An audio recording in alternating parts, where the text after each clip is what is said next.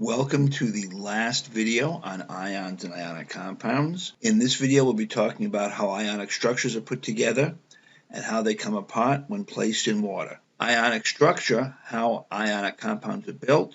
They have a very specific lattice or structure that will alternate anions and cations. And for example, this is sodium chloride. And the purpose of this lattice is that it maximizes the attraction between the opposite charges, but minimizes the repulsion between like charges. Now, it turns out that a specific cation, in this case sodium, does not associate with a specific anion, chloride. This sodium, if it were to break off, would break off with possibly this chloride. But it could break off with this chloride, or it could break off with this chloride, so on and so forth. For this reason, we say that ionic compounds have formula units, not molecules. We'll talk more about molecules when we discuss covalent compounds. Now, when you drop an ionic compound into water, the ionic compound will break up into its anion and cation. This is called dissociation. Here we have solid sodium chloride. The S next to the NaCl means it's in solid form. We're going to take this solid sodium chloride and put it into the water over here. When that happens, the ions separate and you have sodium ion aqueous and chloride aqueous. By the way, the AQ or aqueous means dissolved in water. And now they can move freely around in the water. We write that dissociation out as a chemical formula. Solid sodium chloride becomes aqueous sodium ion and aqueous chloride. And notice that on both sides of the arrow, you have the same number of atoms of everything, one sodium on both sides, one chloride on both sides, and the overall charge on both sides is equal. In this case, 0. This can be done with polyatomic ions also.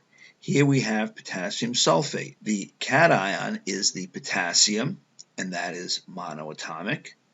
The anion is the sulfate, which is polyatomic. And if we take this solid and we drop it in the water that is over here, it will also dissociate into its potassium ions and its sulfate ions. The potassium happens to be monoatomic, but notice the sulfate does not break down into its constituent atoms. Polyatomic ions stay together. It gets written like this. If you want to write the equation, solid potassium sulfate becomes potassium ion, which is aqueous, and sulfate ion, which is aqueous.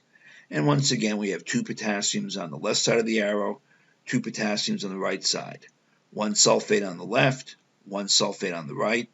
The overall charge on the left is 0. And if you look at the overall charge on the right, 2 times 1 is 2, plus negative 2 is 0. The charges balance.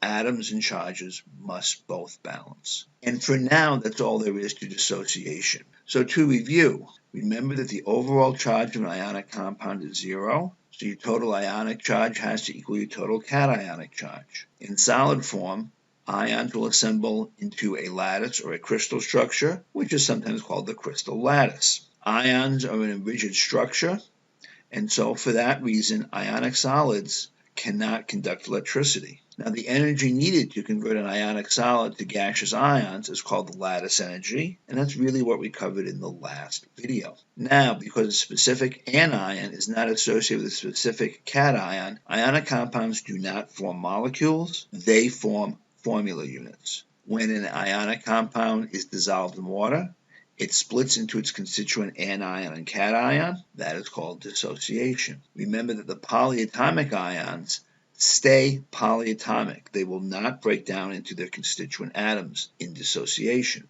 Because ions can move around in the water, an aqueous ionic solution will conduct electricity. Turns out that if you melt an ionic compound, it will also conduct electricity because the ions can move around each other. And mostly for the fact that when you dissolve ionic compounds that conduct electricity, ionic substances are frequently referred to as electrolytes.